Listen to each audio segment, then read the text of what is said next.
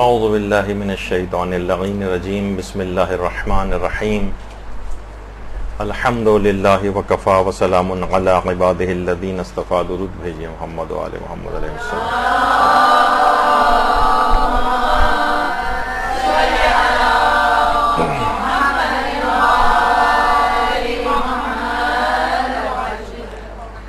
فقہ عزاداری کے سلسلے میں ہر سال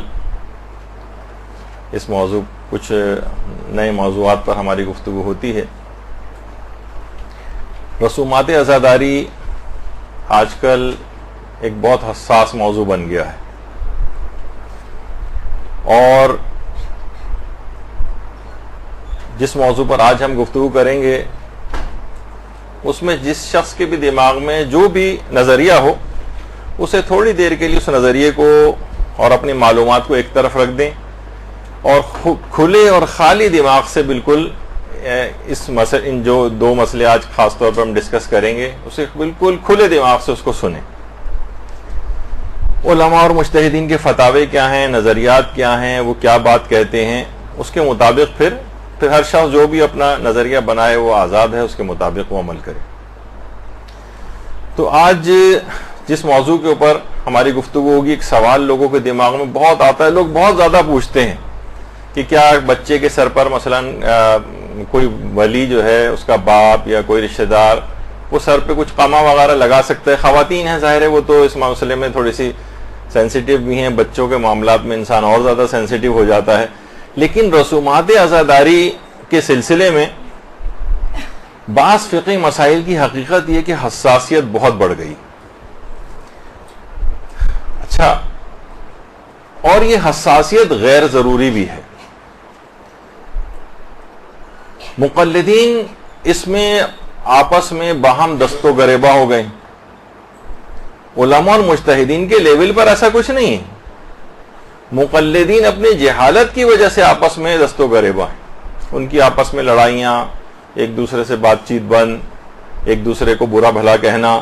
خاص طور پر سوشل میڈیا جب سے لوگوں کی دسترس میں آیا ہے تو ایک دوسرے سے کھل کر اظہار براعت اور لڑائی جھگڑا وہ ہونے لگا. اچھا، جذباتی مقلدین جو ہیں وہ ایک اور ان کے ساتھ ایک مسئلہ یہ ہو گیا ہے کہ ہر شخص اپنے اپنے مرجع تقلید کے فتوے کو صحیح ثابت کرتا ہے اور دوسرے کے مرجع تقلید کے فتوے کو غلط ثابت کرتا ہے. بھائی تم اتنے ہی قابل تھے اگر کہ تم کسی مرجع تقلید کے فتوے کو غلط ثابت کرو تو تمہیں تو خود مرجع سے بھی اوپر ہونا چاہیے تھا. تو یہ ایک بہت ہی غلط ٹرینڈ ہو گیا ہے. مراجع کا اختلاف فتویٰ اگر آپ دیکھیں، فقہ کا مطالعہ کریں تو کون سے مسئلے ایسے ہیں کہ جس کے اندر ان کے اندر اختلاف نظر نہیں پایا جاتا ہے. لیکن اس کے باوجود یہی تمام مراجع کرام آپس میں کتنے شائستہ، کتنا ایک دوسرے کا احترام، کتنا ایک دوسرے کی عزت، کبھی کوئی نام لے کر کسی بھی طریقے سے ایک دوسرے کے خلاف کوئی بات نہیں کرتا ہے. تو اور ہر شخص اپنی رائے کا اظہار کرتا ہے. لیکن کیونکہ مقلدین حضرات ہیں، آپ نے دیکھا ہوگا نا جو کچے چاول ہوتے ہیں، جب تک چاول کچا ہوتا ہے بہت پتیلی میں سے کتنی شور کی آواز آ رہی ہوتی ہے، اور جب وہ واقعتاً پک جاتا ہے یعنی اس کا دم نکل جاتا ہے تو وہ خاموش ہو جاتا ہے. لیکن اب وہ کھانے کے بھی قابل ہوتا ہے، اس میں سے خوشبو بھی نکلنے لگتی. لیکن جب تک یہ کچا رہتا ہے شور بہت مچاتا ہے. تو اسی طریقے سے یہی تمام چیزیں ہمارے اس کے اندر بھی پائی جاتی ہیں کہ بہت سے مقلدین انہی کچے چاولوں کی طرح سے. پھر ایک مسئلہ یہ ہو گیا ہے کہ احادیث کی جانچ اور پرکھ یہ بہت سے مقلدین نے اپنے ہاتھ میں لے لی. یعنی یہ اجتہادی عمل وہ کہتے ہیں کہ یہ ہم بھی انجام دے سکتے ہیں، اور بعض اوقات وہ مراجع کی جو ماہرانہ رائے اور فتویٰ اس کو بھی بالکل نظر انداز کرتے ہیں کہ ماننا ہمارے لیے واجب تھوڑی ہے. ٹھیک ہے، فقہی احکام کے اندر یہ ہوگا، لیکن فقہی احکام کے مسئلوں کو بھی ان کے غلط ثابت کیا جاتا ہے. ایسے ہی ہے جیسے کہ مثلا کوئی قصائی اگر ہو اور وہ کہے کہ بھائی سرجن کی کوئی تقلید کرنا واجب تھوڑی ہے، اور میں بھی جو ہے سینکڑوں بکرے اب تک گرا چکا ہوں، اتنا تو چھری کاٹے کا تجربہ مجھ کو بھی ہو گیا، تو چھوٹا موٹا آپریشن تو میں بھی کر سکتا ہوں. تو اسی طریقے سے انٹرنیٹ پہ بہت سارے ٹامک ٹوئیاں مار کر کچھ افراد اپنے آپ کو اسکالرز بھی ظاہر کرنے لگے ہیں اور اس طرح سے اور مجتہدین کے فتووں کو غلط ثابت کرنا. اچھا پھر ایک اور بہت بڑا مسئلہ ہو گیا, میں آپ کے سامنے پیش کر رہا ہوں یہ چیزیں تاکہ آپ کو ایک اندازہ ہو جائے کہ اس مسئلے میں کتنی حساسیت ہو گئی ہے, کہ فتاوے کی مخالفت میں بہت سخت تند اور تیز الفاظ استعمال کیے جاتے ہیں اور بہت گندی زبان کا استعمال مجتہدین کے خلاف ہونے لگا, یعنی اس حد تک ہونے لگا ہے یعنی کہ اب باقاعدہ مثلا رہبر معظم کے کچھ فتاوے ابھی آئے ٹیسٹ ٹیوب وغیرہ کے سلسلے میں تھے تو پہلے سے, لیکن اس کو باقاعدہ اچھالا جانے لگا. اب یعنی جاہل افراد اگر اس طرح سے کسی چیز کو اچھالیں, بتائیے دیکھیے کہ یہ کتنا غلط مسئلہ ہے اور کتنا یہ حرام چیز ہے. استغفر اللہ اور توبہ توبہ, اور بہت سے کچھ چینل ایسے ہیں جو کھولے گئے ہیں اور پاکستان سے باہر چلتے ہیں, اس میں باقاعدہ ان کے فتوے کو غلط ثابت کرنے کے لیے جو اب وہ افراد کے جو تقلید وغیرہ کے بھی خلاف ہیں ان کو بٹھا کر ان کے فتووں کے اوپر اعتراضات اور گندے الفاظ ان کے لیے کہے جا رہے ہیں. تو یہ تمام چیزیں دیکھیے کیا ہیں, چاہے اب رہبر کے فتوے کے اوپر یہ والی چیزیں اعتراضات ہوں جو اور یا دیگر علماء اور مراجع اور مجتہدین کے فتاوے پر, تقریباً دونوں ایک ہی طرح کی بات ہو جاتی ہیں. تو یہ ایک بہت ہونے لگا, اور بعض مراسم کے لیے بہت ہی ہارش اور سخت الفاظ استعمال کرنا کہ جناب یہ تو وحشیانہ پن ہے اور یہ جو جنگلی پن ہے اور یہ ظلم اور بربریت ہے اور یہ تو داعشیت ہے اور یہ کون سا اسلام ہے اور یہ کون سی شیعت ہے, اس طرح سے کر کے بہت ساری چیزوں کو پیش کیا جاتا ہے, جبکہ ایک بڑی تعداد مجتہدین کے فتووں کے مطابق وہ چیز ہوتی. تو انسان ہر کوئی اپنے مرجع تقلید کے فتوے کے مطابق عمل کرے اور دوسرے کے اوپر طعن و تشنیع نہ کرے. اس سے ہمیشہ خلفشار پیدا ہوگا,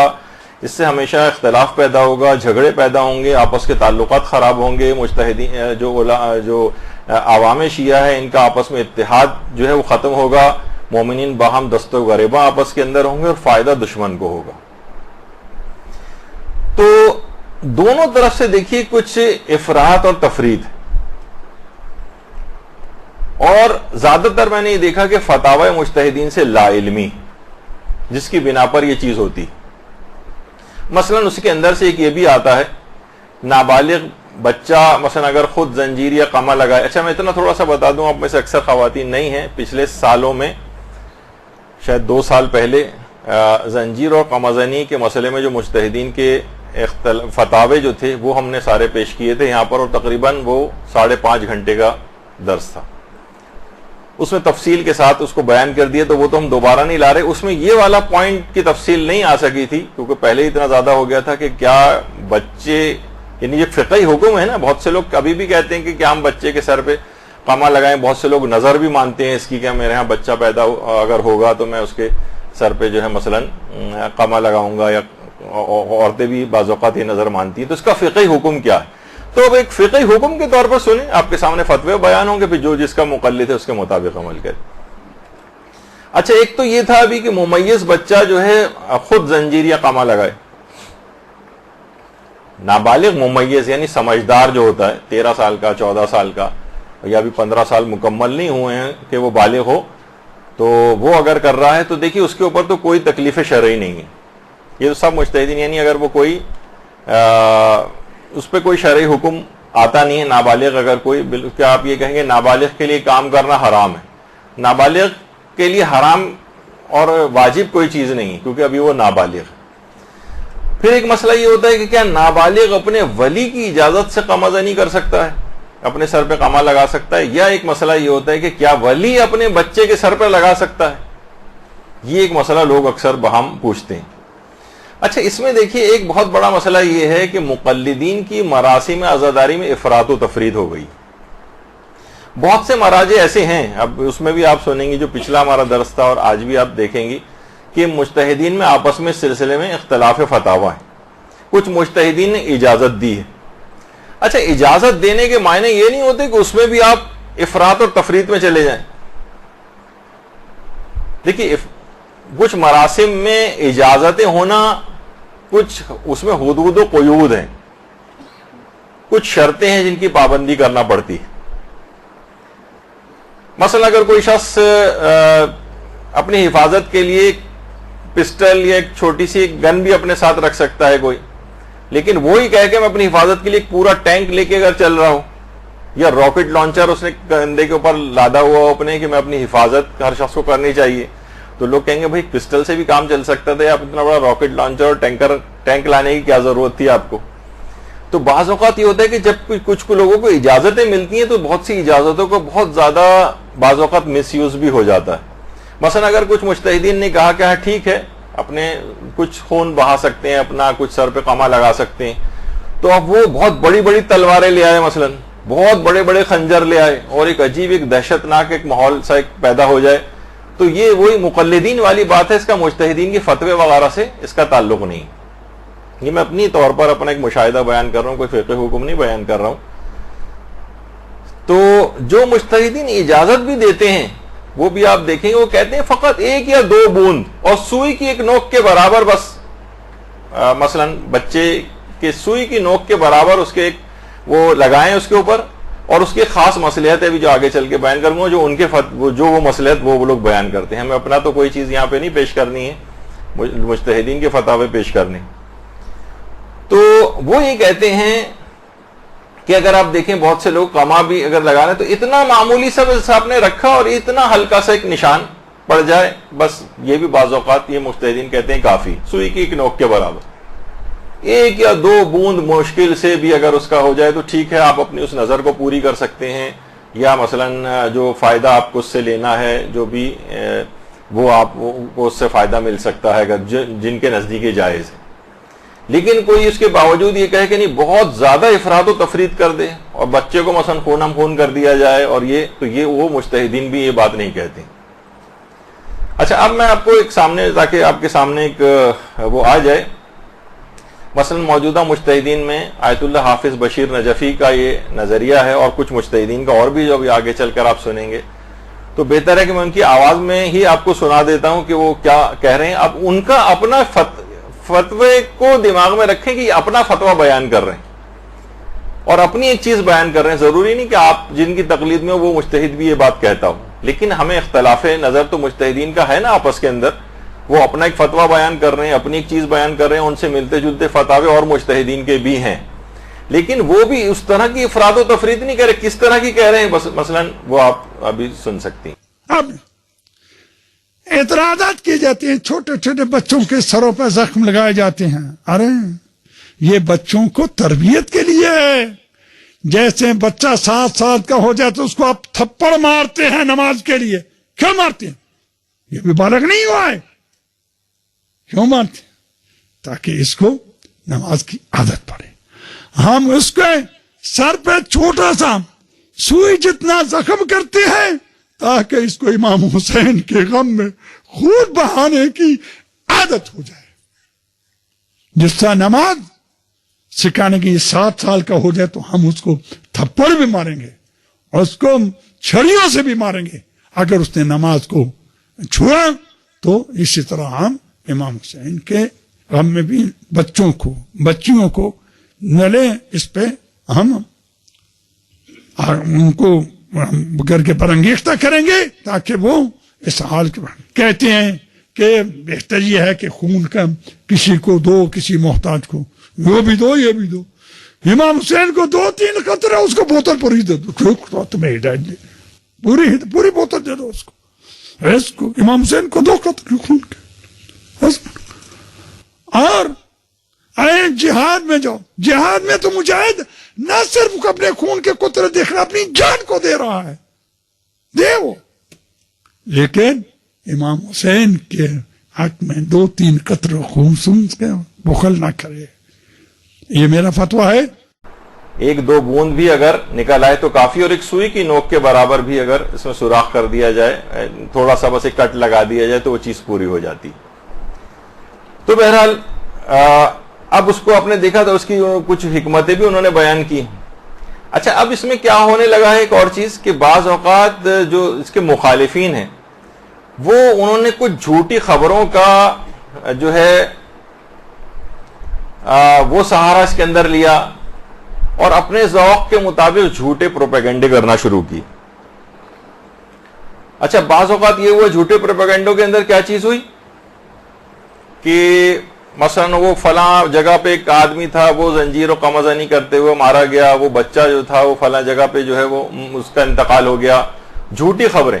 اور بعد میں بعض اوقات اس کی پھر تردید بھی آئی, ان گھر والوں نے کہا کہ نہیں ایسا تو کچھ بھی نہیں ہوا ہے, حتیٰ کہ علماء نے اپنے فتاوے کے اندر یہ چیز بیان کی کہ ہم نے جتنی بھی تحقیق کی کہیں ہمیں یہ بات پتہ نہیں چلی اور معلوم چلا کہ وہ جھوٹی خبریں تھیں. تو یہ نہیں کرنا چاہیے کہ اپنی بات کے اس بات میں کوئی بھی شخص جو ہے نا کوئی جھوٹی خبریں بنا کر جو ہے وہ لگانا شروع کر دے, یا بعض اوقات فوٹو شاپ کا استعمال جو ہے وہ اس کے اندر ہونے لگتا ہے کہ کوئی نہیں ہے لیکن زبردستی ایک فوٹو شاپ کے ذریعے مثلا اس کے خون بہتا ہوا دکھا رہے ہیں, یا خون کو بہت برائٹ کر دیا گیا ہے, کسی کم جگہ پہ تھا تو پورے چہرے اور جسم کے اوپر پھیلا دیا تاکہ اس چیز کے متعلق اینٹی بات کہنے میں آسانی ہو. تو بہرحال یہ ایک چیز ہے کہ اس میں جھوٹ اور غلط بیانی یا فوٹو شاپ یا پروپیگنڈا اس طریقے سے کرنا وہ ٹھیک نہیں ہے. دونوں طرف کے لحاظ سے میں بات کر رہا ہوں, جو حمایت میں ہے ان کی ان لوگوں کے لیے بھی, جو اس کی مخالفت میں ہے ان لوگوں کے لیے بھی, کہ جو صحیح اور ویسی بات ہو, مجتہد کا جو فتویٰ ہو اور جو چیز صحیح ہو بس وہ کریں, اس میں کسی جھوٹ اور غلط بیانی وغیرہ کرنے سے انسان ہر صورت میں بچے. دیکھیے آفٹر آل بہرحال یہ ایک جذباتی مسئلہ نہیں ہے, ایک فقہی حکم ہے اور اس کو ہمیشہ فقہی بنیادوں پر ہی سمجھنا چاہیے, فقہی بنیادوں پر. بعض اوقات دیکھیے یہ ہوتا ہے کہ چند افراد کے فعل کو بہانہ بنا کر تمام مراسم اعضاء کے اوپر اعتراض کرنا شروع کر دیا جاتا ہے. مثلا دیکھیے کسی ایک آدمی کا فعل ہے بند کمرے کے اندر, اسے کیا کرتے ہیں آج کل دیکھیے ویڈیوز کو وائرل کرنے کا شوق لوگوں کے دماغ میں آ گیا ہے. کیا کرتے ہیں کہ مثلا کہیں سے بھی ایک آ جاتی کہ جناب فلاں آدمی دیکھیے کمرے کے اندر یہ دو افراد جو ہیں یہ کانٹے زمین پہ بچھائے ہیں اور کانٹوں کے اوپر لوٹ رہے ہیں کہ ہم یہ ماتم کر رہے ہیں. یہ کسی بھی جگہ کسی معاشرے کے اندر کہیں ایک کا دکا کہیں ہو بند کمرے میں تو ایک الگ بات ہے, لیکن کہیں یہ چیز رسم اعضاء کے طور پر نہیں. لیکن کیا اس کو پیش کیا جائے گا اس کے اوپر سوشل میڈیا پہ اور کہا جائے گا دیکھیے یہ خرافات رسومات عزاداری یہ سب رجبی رسومات عزاداری یہ سب بکواس ہیں اور ان پہ کسی پہ عمل نہیں کرنا چاہیے, دیکھیے کیا ہو رہا ہے.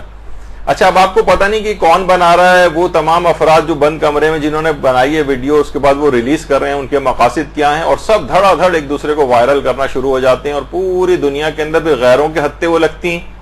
وہ ویڈیوز اور وہ آپ کے خلاف مزید پروپیگنڈا کرتے ہیں. آپ یہ سوچ رہے ہوتے ہیں کہ دیکھیے میں تو ہر آدمی کو آگاہ کر رہا ہوں, آگاہ نہیں ہو رہا, وہ ایک چیز شیعت میں پائی نہیں جاتی اور یہ اتہام اور تہمت لگائی جاتی کہ شیعہ یہ والی چیز کر رہے ہیں. تو اس فعل کو بہانہ بنایا جاتا ہے بعض اوقات. مثلا کسی جگہ کہا گیا کہ جناب وہ شیشہ توڑ کے اس کے بچھا کے زمین پر اس کے اوپر لوگ چل رہے ہیں. یہ کسی بھی جگہ کہیں آپ نے ایک آدمی مجھے بتا دیں جس نے کس رسم اعضاء کو کہیں ہوتے دیکھا ہو. یہ باقاعدہ اس طرح کے ویڈیوز خاص طور پر بنوائی جاتی ہیں یا بنائی جاتی ہیں, پھر اس کو وائرل کیا جاتا ہے اور اس کے اندر نادانستہ طور پر بھی کچھ اس طرح کے احمق افراد ہوتے ہیں جو ان چیزوں کو وائرل کرنے میں کام کرتے ہیں, بس ایک دوسرے کو فوراً شوق میں یہاں سے وہاں بھیج رہے ہیں. آپ کو نہیں پتا ایک جھوٹ کو پھیلانے میں آپ خود بھی ایک پارٹ بن رہے ہیں اس کا, جبکہ علماء کتنا زیادہ منع کرتے ہیں کہ اس طرح کی کسی بات کو سوشل میڈیا کے اوپر پھیلایا نہ جائے کہ وہ آپ کے خلاف استعمال ہوگی. اسی طرح سے بعض ذاکرین کے غلط افکار کی ویڈیوز کو وائرل کیا جاتا ہے. دیکھیے یہ بھی بہت غلط ہے.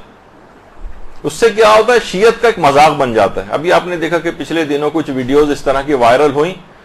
تو ایک ایسا مذاق سا بن گیا کہ اس پہ جوکس بننے لگے, اس پہ مذاق بننے لگے, اس کو یعنی عزاداری اور غم امام حسین کم ہو گیا اور اس طرح کے مذاق اس عزاداری کے مہینے کے اندر وہ لوگوں ایک دوسرے کو کر رہے ہیں, اسی کو ڈسکشن کر رہے ہیں, بجائے کہ آپ غم امام حسین کا تذکرہ کریں, بجائے اس کے ان کی سوگواری کا اس کے اندر اظہار کریں, ان کے غم کو بڑھائیں. اس قسم کی باتوں کو پروموٹ کیا گیا, لوگ ایک دوسرے کو اس کو شیئر کرتے گئے اور اس کا مذاق بنتا گیا شیعت کا. پھر غیروں کو بھی اس سے فائدہ اٹھاتے ہیں, وہ آپ کی چیز اٹھا کے وہ لوگ بھی آپ کا مذاق اڑاتے ہیں. تو یہ بہت ساری اس طرح کی چیزیں ہو گئی ہیں. اچھا دیکھیے علماء اور مراجع منع کرتے ہیں دین کا کام کبھی بھی احمقانہ انداز میں نہیں کرنا چاہیے. مثلا لوگ کہتے ہیں بھائی دیکھیے فلاں آدمی نے ایک کتاب لکھی ہے, فلاں مقرر نے تقریر کی, ہمارے مجتہدین اس کا جواب کیوں نہیں دیتے. یہ بات یاد رکھ لیجئے کہ ان افراد کو جو اس قسم کی باتیں پھیلاتے ہیں, چند ذاکرین کے اندر کچھ ایسے چیزوں کو وہ فروغ دیا جاتا ہے مثلا آپ نے دیکھا ہوگا ابھی ظاہر ہے کہ وہ ایک ویڈیو وائرل ہوئی تھی جس کے اندر مردے کے زندہ ہونے کا تذکرہ تھا، تو اس سے کیا لوگوں نے بہانہ بنایا، یعنی اس کو وائرل کیا گیا اور اس کے بعد پھر کیا ہوا، اس کو جو شیئر کر رہے تھے اور پھیلا رہے تھے، مذاق اڑایا گیا، معجزات کا انکار کیا گیا.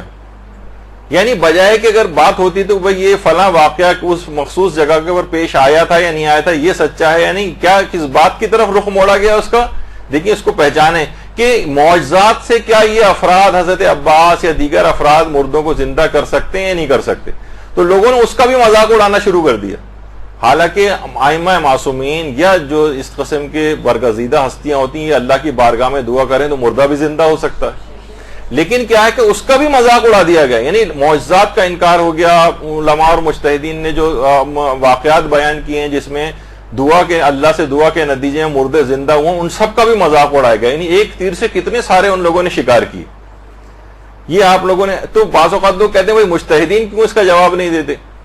تو علماء اور مجتہدین یہ فرماتے ہیں کہ اگر ان افراد کے ہم جوابات دیں گے، یقین کیجئے اگر اس قسم کی ویڈیوز کو لوگ وائرل نہ کریں تو کبھی نہیں پھیلیں گی اور وہ ایک کمرے ایک مجلسی کی بات ہو کے ختم ہو جائے گی. لیکن لوگوں نے کیا کیا کہ نہیں، اس کو پھیلاتے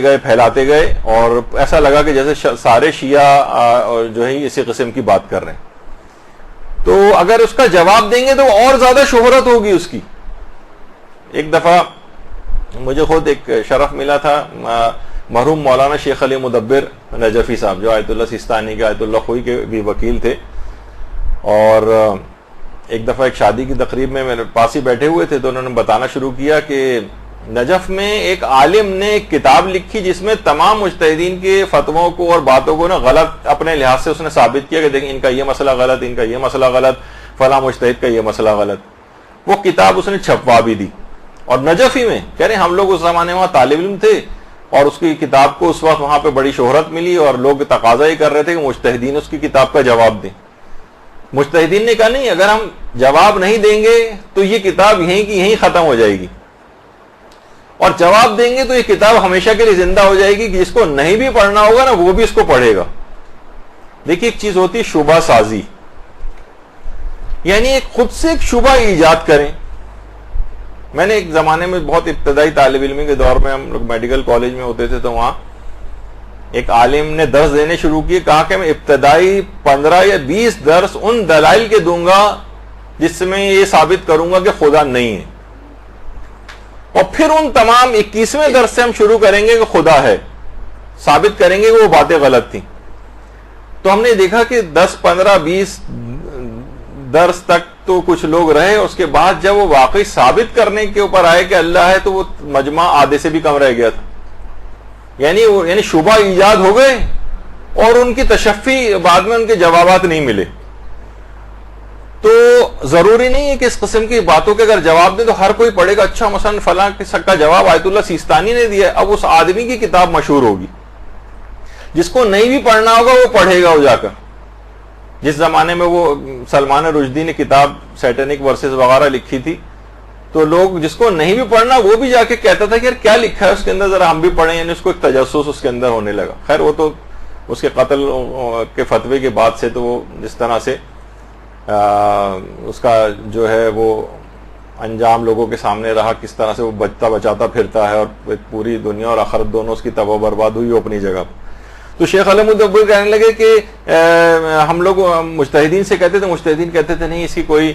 جواب دینے کی ضرورت نہیں. پھر ہم نے واقعی دیکھا کہ چند سالوں کے اندر اس کی کتاب کو لوگ بھول گئے، اس آدمی کو بھی بھول گئے، کتاب و آشا سب نسین منسیہ ہو گئے.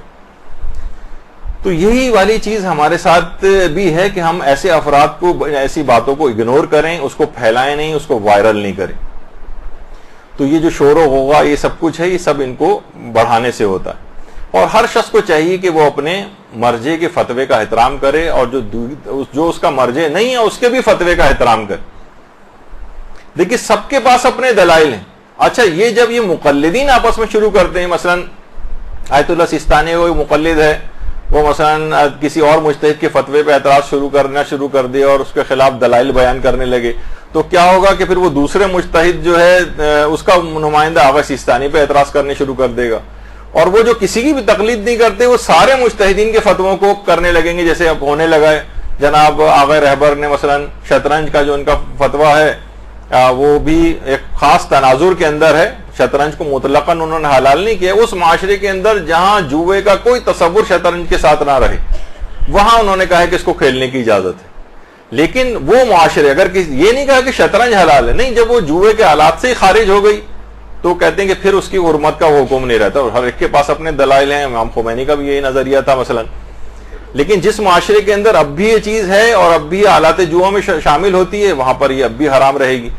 تو انہوں نے یہ پیش کرنا شروع کر دیا، دیکھیے امام جو ہیں وہ تو شطرنج کی اتنی مذمت کر رہے ہیں اور یہ مجتہدین کو دیکھیے یہ کیا کر رہے ہیں کہ یہ ان کو حلال قرار دے رہے ہیں۔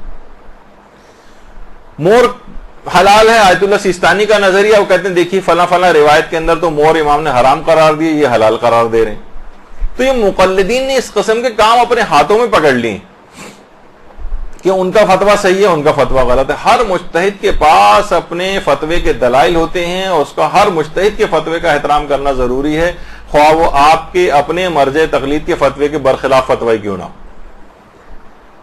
اچھا، اب آ جائیے موضوع کے اوپر۔ یہ تو میں نے ایک مختصر سی تمہید باندھی جو شاید اختصار سے تھوڑی سی اور آگے بڑھ گئی، لیکن بہرحال یہ کہ اب آ جائیے اس مسئلے کے اوپر کہ کیا ولی اپنے بچے کے سر پر قامہ لگا سکتا ہے۔ اب دیکھیے خود اس مسئلے کے اندر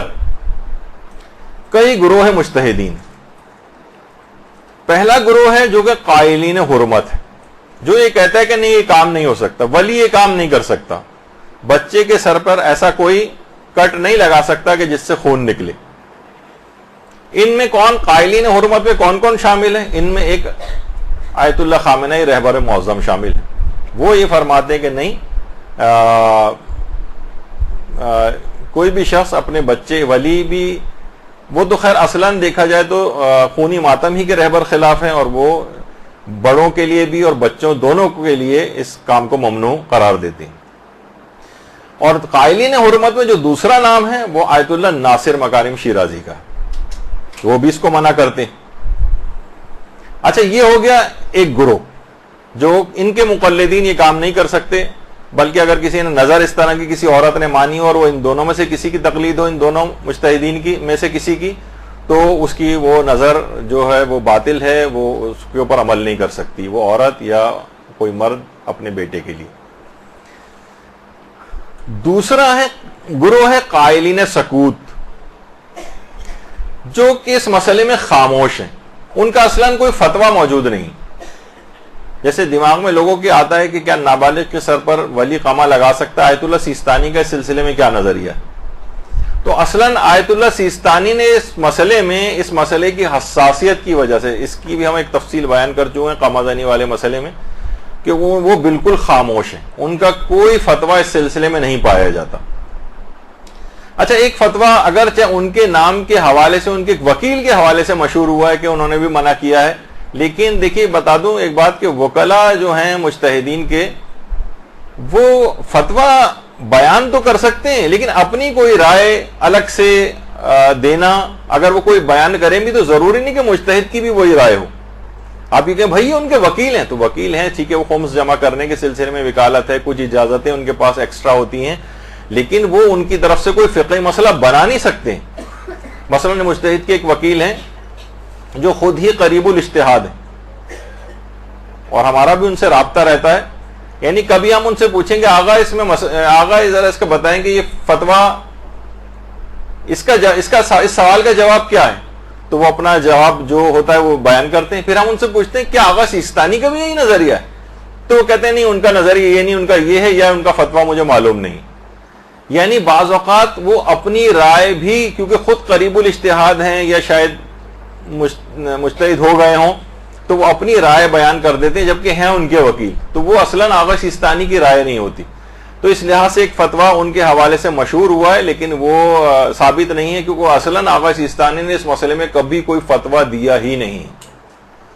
تو یہ قائلین سکوت کہلاتے ہیں۔ اچھا، اتنا اور بتا دوں کہ جس مسئلے میں بھی آپ کا مجتہد جو ہے وہ خاموشی اختیار کرے اور فتویٰ نہ دے، تو اس مسئلے میں آپ علم میں دوسرے بڑے مجتہد کی بات بھی مان سکتے ہیں۔ آپ خود تحقیق کریں گے، مثلا آغا سیستانی کے بعد علم میں دوسرا بڑا مجتہد کون ہے، پھر آپ اس مسئلے میں جس مسئلے میں مجتہد نے خاموشی اختیار کی ہوئی ہے اس میں پھر دوسرا بڑا مجتہد جو ہے اس کی بات بھی مانی جا سکتی. تو اس سلسلے میں یہ دماغ میں رہے. اچھا یہ والا جو مسئلہ ہے تھوڑا سا ذرا ایک ٹیکنیکل بھی ہے. ایک ہوتا ہے کہ خود قما زنی کو حرام سمجھنا, اور ایک اور مسئلہ یہ ہے کہ کیا ولی کے پاس اس قسم کا کوئی اختیار اور اتھارٹی ہوتی ہے, ولی کے پاس کوئی اختیار یا اتھارٹی ہوتی ہے کہ وہ اپنے مصلحت دیکھتے ہوئے, جس میں بچے کی مصلحت ہو, یعنی ایسا نہیں کہ بلا وجہ اس کو پٹائی کرنی ہے, اس بچے کو اذیت پہنچانی ہے تو وہ اس کے جسم پہ کوئی کٹ لگا دے, نہیں, ایسی تو کسی ولی کے پاس, کسی باپ کے پاس یہ اختیار نہیں ہوتا. ہماری پوری تفصیل اس موضوع پہ ہو چکی ہے کہ باپ کب کب بچے کو مثلا مار سکتا ہے اور کب نہیں مار سکتا. مثلا بچہ جو ہے بالفرض بالکل ہی نہ پڑھ رہا ہو, اب باپ اگر اس کو کچھ بھی نہیں کہے گا تو یہ بچہ معاشرے میں بالکل جاہل رہ جائے گا, تو باپ سختی کے لیے اس کی کچھ شرائط ہیں اتنا مار سکتا ہے اس کو. لیکن مثلا بچہ جو ہے فائن آرٹس پڑھنا چاہ رہا ہے اور باپ کہہ رہا ہے نہیں تم سائنس ہی پڑھو, تم ڈاکٹر ہی بنو, اس کی بنا پر اس کو مار رہا ہے, نہیں, یہاں پر یہ مار پٹائی کی اس طرح کی, کیونکہ بچے کی مصلحت پڑھنا ہے, ڈاکٹری ہی پڑھنا یا سائنس ہی پڑھنا, یہ مصلحت نہیں ہے بچے کی,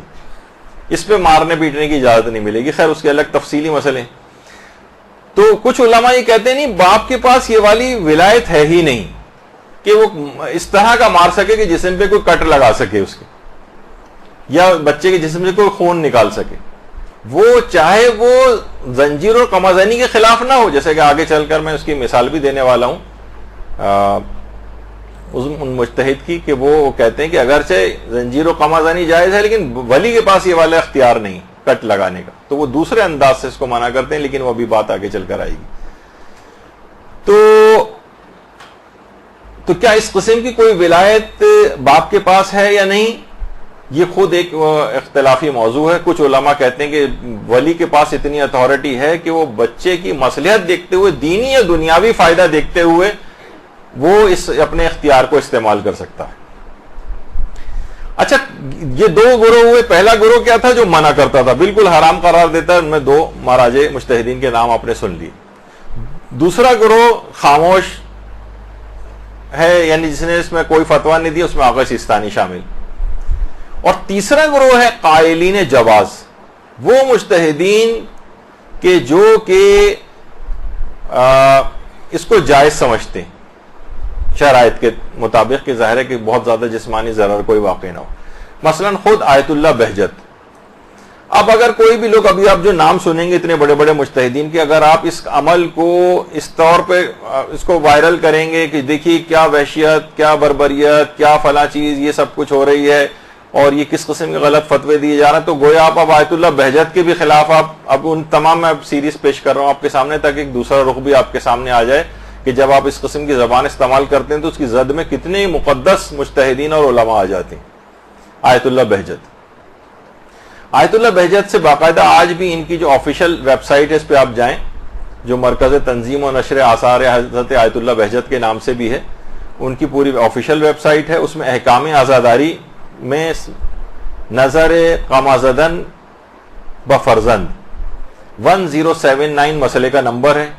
اس میں یہی سوال پوچھا گیا ہے آغا بہجت سے کہ ایک شخص نے نظر کی کہ اگر خدا نے مجھ کو اولاد عطا فرمائی یا بیٹا مجھے عطا کیا تو میں ہر سال عاشورے پر اس کے سر پر قمع لگاؤں گا. کیا یہ نظر کرنا, ایسی نظر کرنا صحیح ہے؟ اور اگر یہ صحیح ہے تو اس کی پیدائش کے بعد اپنی اس نظر کو پورا کیا جا سکتا ہے؟ تو آغا آیت اللہ بہجت نے جواب دیا, تا اسر و حرجی نہ باشد بنظرش عمل کند. جب تک کہ شدید کوئی پریشانی کی بات نہ آ جائے, یعنی کوئی شدید مشکل و پریشانی, حرج جسے کہتے ہیں ناقابل تحمل کوئی ایسی بات آ جائے, ایسی اگر کوئی بات نہ ہو تو اس نظر پر عمل کرنا ضروری. مثلا بہت سے پری میچور بچے پیدا ہوتے ہیں, بہت سے ایسے ہوتے ہیں کہ جناب کوئی انفیکشن ان کو نہ ہو جائے, کٹ لگے گا, ہو سکتا ہے کوئی انفیکشن وغیرہ ہو جائے,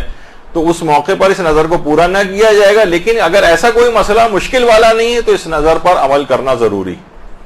اور علماء یہاں یہ بات بھی فرماتے ہیں کہ اس کا مطلب ہے کہ آیت اللہ بہجت قمع زنی کو بھی جائز سمجھتے تھے, کیونکہ نظر صرف اسی کام کی ہو سکتی ہے کہ جو کہ جائز ہو,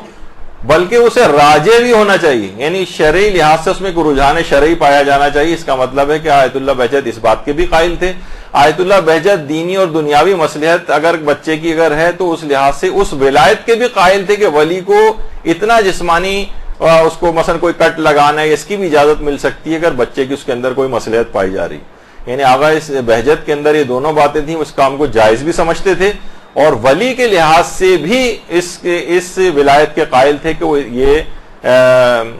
بچے کے جسم پر قامزنی کر سکتا ہے، کیونکہ انہوں نے اپنے فتوے کے اندر باقاعدہ اس کو مینشن کیا۔ اچھا اتنا بات اور بتا دی جائے،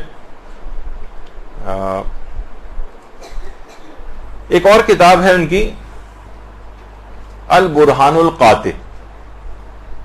یہ آیت اللہ بہجت کے پوچھے گئے سوالات و جوابات جو ان کے فتاوے تھے اس پر مشتمل ایک کتاب ہے، اور عجوبۃ المسائل الشامیہ کے نام سے بھی ہے یہ، اور اس کے اندر انہوں نے عقائد کے سلسلے میں اور فقہی احکام جو ہیں وہ اس کے سوالوں کے جواب دیے، اور یہ ان کے اپنے ادارے نے یہ کتاب چھاپی، اور آیت اللہ بہجت کی اپنی زندگی میں یہ کتاب چھپی تھی۔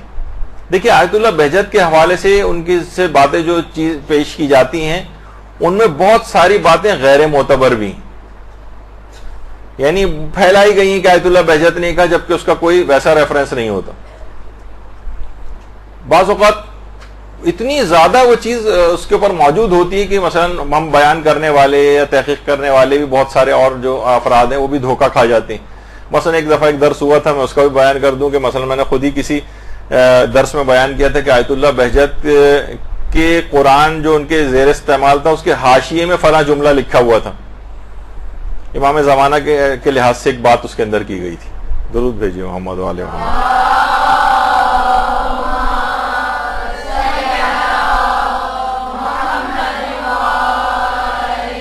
اب وہ اتنا زیادہ انٹرنیٹ کے اوپر وہ بات ہے کہ آیت اللہ بہجت نے وہ جملہ لکھا ہے، تو میں نے بھی وہ بیان کر دیا، ظاہر ہے تقریباً ہر جگہ سے اس کا اطمینان ہو رہا تھا کہ یہ جملہ ہے، لیکن کوئی پراپر ریفرنس نہیں تھا۔ بعد میں جب ان کے دفتر سے اور ان کے ادارے سے رابطہ کیا گیا تو انہوں نے کہا کہ ہم نے آیت اللہ بہجت کے زیر استعمال تمام قرآن دیکھے، اس میں کسی بھی جگہ وہ حاشیے کے اندر جملہ نہیں۔ تو بہت سی ان اوتھینٹک باتیں بھی معاشرے کے اندر ہو جاتی ہیں، اکثر دھوکہ کھا جاتے ہیں، لیکن یہ کتاب ایسی کہ جو آیت اللہ بہجت کے اپنے ادارے نے چھاپی اور آیت اللہ بہجت کی اپنی زندگی میں چھپی ہے۔ اس کے اندر کیا ہے؟ اس کے اندر باقاعدہ آیت اللہ بہجت سے کچھ سوالات کیے گئے ہیں۔ اس میں ایک سوال یہ ہے، حل یجوز للولی، اچھا پہلا اس میں ایک سوال تھا وہ قامزنی سے متعلق ہے، تو وہ اس میں تو آیت اللہ بہجت نے شرائط بتا کے قامزنی کو جائز قرار دیا، تو اس میں کہا کہ اگر یہ چیز جائز ہے تو حل یجوز للولی ضرب طفلہ الصغیر کذالک بنفسہ او بتقدیمہ للغیر لیفعل بہ ذلک، اگر یہ کام جائز ہے قامزنی تو کیا ولی کے لیے اپنے چھوٹے بچے کے سر پر خود قامہ لگانا کیا یہ جائز ہے، یا یہ کہ کوئی اور شخص لگائے، کسی اور کے ہاتھ سے یہ والا کام عمل انجام دلوائے جائے، کیا یہ چیز جائز ہے؟ تو آیت اللہ بہجت نے جواب دیا اس کتاب کے اندر، یجوز ذالک ما یرویا صلاحہ فی الدنیا والآخرہ کما یجوز الاحتجام بہ مع عدم الضرر والاکراہ، یہ چیز جائز ہے اگر ولی یہ دیکھ رہا ہے کہ اس کے اندر اس کی دنیا اور آخرت کی کوئی صلاح ہے، جس طریقے سے حجامہ جو ہوتا ہے کما یجوز الاحتجام، یعنی جس طریقے سے حجامہ وہ کپنگ وغیرہ جو آج کل ایک طریقہ ہے نا حجامہ جس میں خون نکالا جاتا ہے، بس یہ ہے کہ کوئی بچے کو کوئی نقصان نہیں ہونا چاہیے، یعنی ہو سکتا ہے کہ آپ نے اتنا زیادہ اس کا خون نکال دیا، غلط کوئی چیز طریقے سے نکال دیا، زنگ آلود مثلا چھری تھی، اس سے کوئی نقصان نہیں ہونا چاہیے اس کو، تو پھر انہوں نے کہا کہ اس طریقے سے حجامہ جائز ہے، اسی طریقے سے دنیا اور آخرت کی کوئی صلاح ہو تو یہ بھی جائز ہے۔ اچھا اسی طریقے سے مثلا آیت اللہ حافظ بشیر نجفی، تو آیت اللہ بہجت بھی اس کو جائز سمجھتے ہیں اور آیت اللہ حافظ بشیر بھی اس کو جائز سمجھتے ہیں۔ تو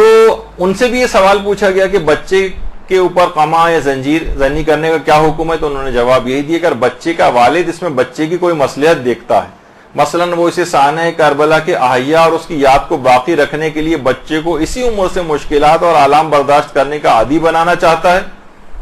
اور اس میں قما زنی اور زنجیر زنی کی شرائط جائز ہونے کی موجود ہو، تو اس میں کوئی حرج نہیں، اور وہ جائز ہونے کی جو شرطیں ہیں وہ 3-4 ہیں، وہ اس کے تحت بھی آیت اللہ بشیر جو ہے وہ جائز سمجھتے ہیں۔ تو انہوں نے کہا کہ اگر کوئی مصلحت وہ اس میں دیکھتا ہے کہ بچے کو ابھی سے مشکلات کا عادی بنایا جا سکے، تو اس لحاظ سے آیت اللہ بشیر نجفی بچے کے اوپر ولی کی اس ولایت کے بھی قائل ہیں، جیسے آیت اللہ بہجت قائل تھے، اسی طریقے سے حافظ بشیر نجفی بھی قائل ہیں۔ جس زمانے میں چند سال پہلے حافظ بشیر صاحب کا ایک انٹرویو ٹائپ کا آیا تھا جس میں انہوں نے جائز قرار دیا تھا، تو بہت سارے اہل علم افراد نے بھی ان پر یہ اعتراض کیا کہ یہ تو بالکل نئی بات لے کے آئے ہیں، ولی کے پاس تو یہ والا اختیار اور اتھارٹی ہوتا ہی نہیں کہ بچے کے جسم پہ کوئی کٹ لگا سکے،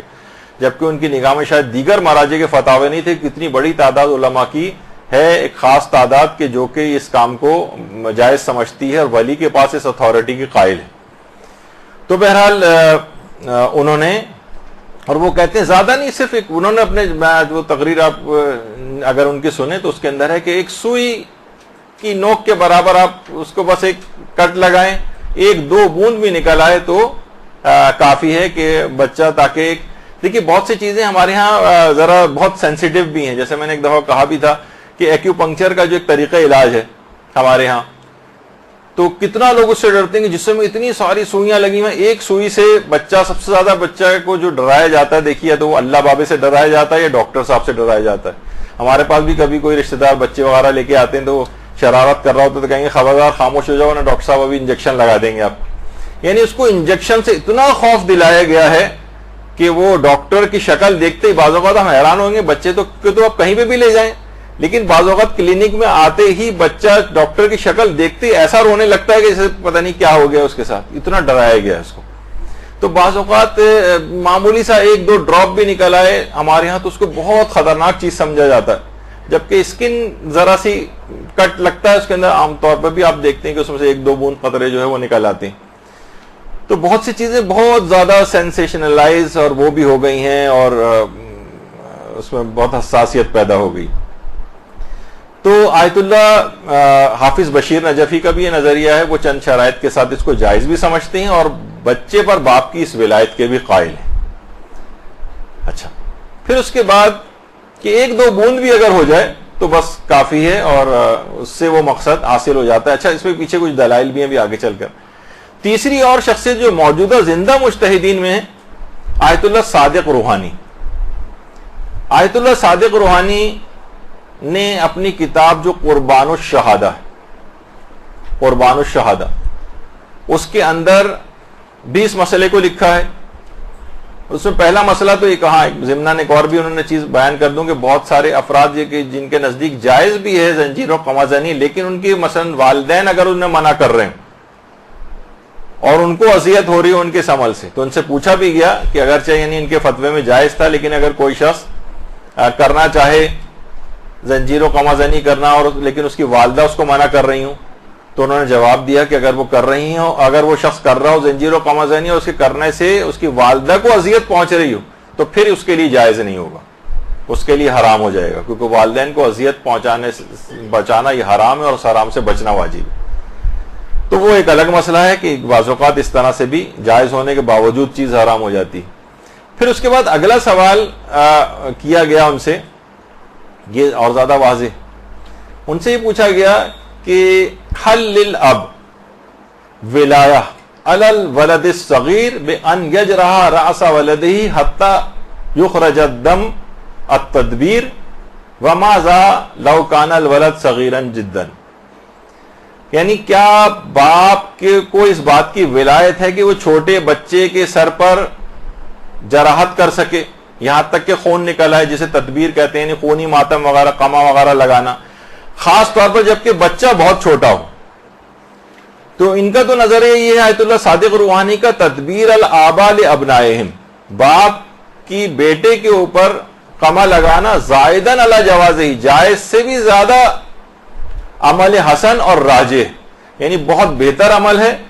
بشرط اللہ یترتب علیہ ہلاک النفس، بس یہ کہ وہ ہلاک نہ ہو جائے، کوئی ایسی نقصان نہ پہنچ جائے، یا اس کا کوئی عزب جو ضائع نہ ہو جائے، یا مثلا اس میں شل نہ ہو جائے، اس قسم کا کوئی نقصان نہ ہو، تو یہ ایک بہتر چیز بھی ہے۔ اچھا بہتر کیوں ہے، یہ بھی آگے چل کر دیگر مجتہدین کے فتوے میں بھی بات بیان ہوئی، اور دوسرا فتویٰ بھی ان کا اسی سلسلے میں، وہ کہتے ہیں کہ یہ جائز ہے۔ تو اگر آپ کہیں کہ نہیں ایک چیز بالکل حرام ہے اور سب مجتہدین کو اس کا اپلائی کر دیں، تو اس تمام مجتہدین کے فتوے کا استخفاف ہو جائے گا۔ آپ نے دیکھا کہ آیت اللہ بہجت بھی اس ولایت کے قائل تھے اور اس کام کو بھی جائز سمجھتے تھے، آیت اللہ حافظ بشیر بھی جائز سمجھتے ہیں اور ولی اس سلسلے میں اس کی ولایت کے قائل بھی ہیں، آیت اللہ صادق روحانی بھی اس کو جائز سمجھتے ہیں اور باپ کی بھی اس سلسلے میں ولایت کے قائل ہیں۔ اچھا اسی طریقے سے آیت اللہ سعید الحکیم، آیت اللہ سعید الحکیم بھی موجودہ زندہ مجتہدین مراجع نجف میں سے ایک ہیں، اور وہ بھی اس سلسلے میں وہ کیا فرماتے ہیں، ان کی کتاب ہے فتاوی کی، جس میں جو سوال و جواب ہے جس میں، اور اس میں 1026 ان کی کتاب کا جو سوال نمبر ہے، اس میں بھی ان سے یہ بات پوچھی کہ حل للاب ولایت علی الولد الصغیر بان یجرح راس ولدہ حتی خروج الدم التدبیر فی الیوم العاشر من المحرم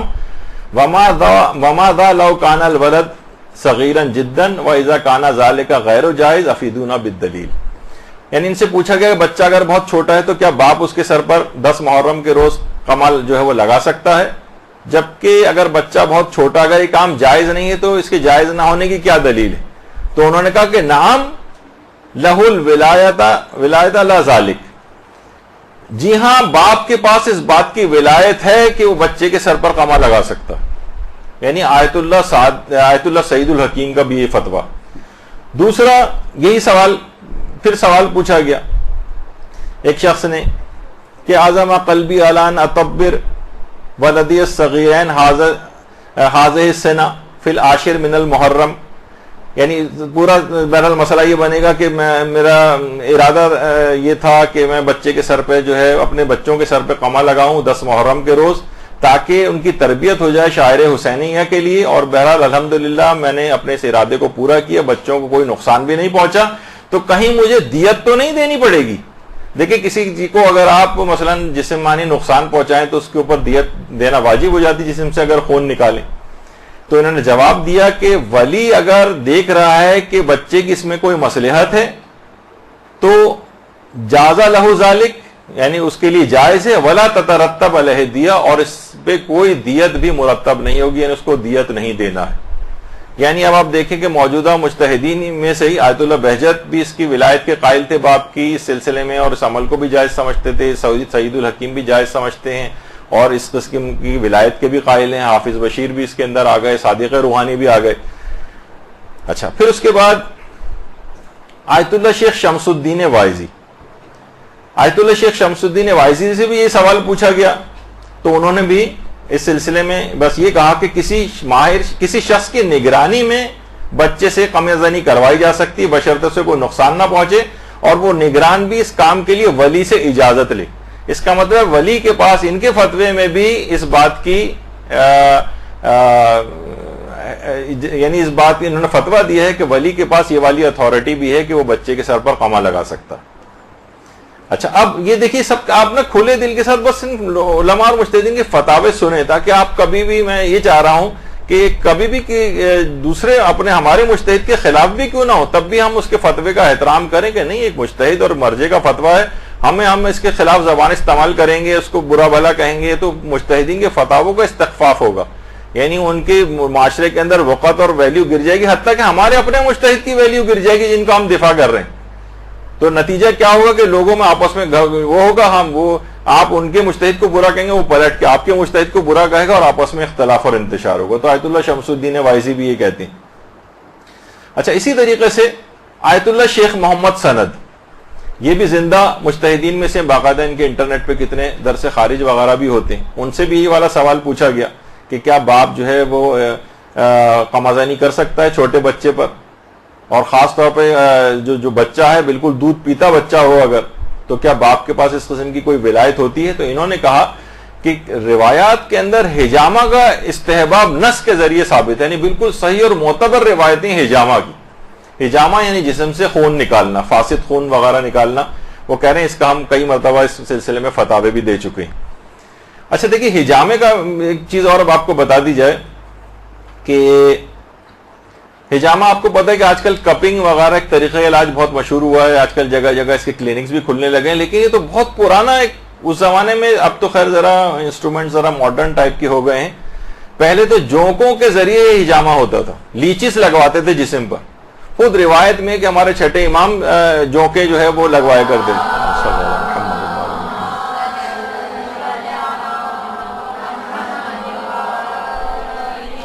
دیکھیے ہر حجامہ یعنی جسم سے خون نکالنا، علماء نے کہا ہے کہ یہ بالکل ایک ویسا طریقہ ہے جو کہ پیغمبر سے بھی ثابت ہے، معصومین سے بھی ثابت ہے، اور اس سلسلے میں معتبر روایتیں آئی ہیں. پہلے ظاہر ہے جس زمانے میں سب آلات ایجاد نہیں ہوتے تو جونکوں کا استعمال کیا جاتا تھا. اب جو ہے اس کے لیے الگ کپنگ کے انسٹرومنٹس باقاعدہ جو ہیں وہ آ گئے. اچھا تو اب باقاعدہ آیت اللہ سیستانی سے بھی، اگر آپ ان کی استفتاء، آیت اللہ سیستانی کی آفیشیل سائٹ ہے، اس پہ اگر آپ جائیں جو سوال و جواب کا سیکشن ہے اس میں الحجامہ، تو ان سے پوچھا گیا آیت اللہ سیستانی سے حجامہ کے متعلق آپ کیا کہتے ہیں؟ تو آیت اللہ سیستانی نے جواب میں لکھا ہے کہ بہت ساری روایات معتبرہ کے اندر، یعنی معتبر روایتوں کے اندر یہ بات آئی ہے کہ پیغمبر اور ائمہ معصومین اس طریقہ علاج کو استعمال کرتے تھے، اس طریقہ علاج کو اختیار کرتے تھے. تو معتبر روایتوں کے اندر یہ بات آئی ہے. تو یہی علماء نے بھی اس سلسلے میں جو باقاعدہ کہا ہے. شیخ محمد سند نے، تو میں نے وہ فتویٰ اس میں بھی نہیں دکھا سکا، لیکن اسی فتوے کے ضمن میں نیچے انہوں نے پھر ثابت بھی کیا ہے اس کو، شیخ محمد سند نے، کہ باقاعدہ محمد ابن یعقوب کلینی نے اصول کافی کے اندر اس روایت کو لکھا ہے. سفیان ابن السمت اس کی ایک روایت ہے اور وہ معتبر روایت ہے کہ جو ہمارے چھٹے امام امام جعفر صادق علیہ الصلوۃ والسلام نے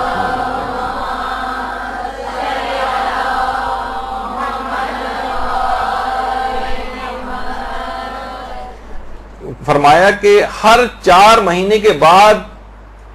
ہر ماہ بچے کا حجامہ کروایا جائے. یعنی معمولی سا جسم سے خون نکالنا. پھر اس کے بہت سارے فوائد بیان کیے گئے ہیں کہ جسم سے اس طرح کا فاسد خون نکلتا ہے، بچے کے کیا کیا اس میں اس کو فوائد حاصل ہوتے ہیں.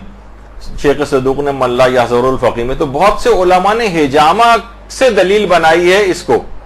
کہ کیونکہ حجامہ جسم سے خون نکالنا اور سر پہ حجامہ کرنا خود چھوٹے بچے تک کے لیے ایک معتبر روایت کے اندر یہ بات موجود ہے کہ امام نے فرمایا بچہ جب 4 مہینے کا ہو جائے تو ہر مہینے اس کے بعد اس کا حجامہ کروایا جائے، یہ اس کی صحت یابی کے لیے ضروری ہے. تو اب ٹھیک ہے وہ چیز اتنی زیادہ رائج نہیں رہی ہے، لیکن ایک زمانے میں تھا. بہرحال انہوں نے جو اس کے طور پر ان کا میں نظریہ بیان کر رہا ہوں. تو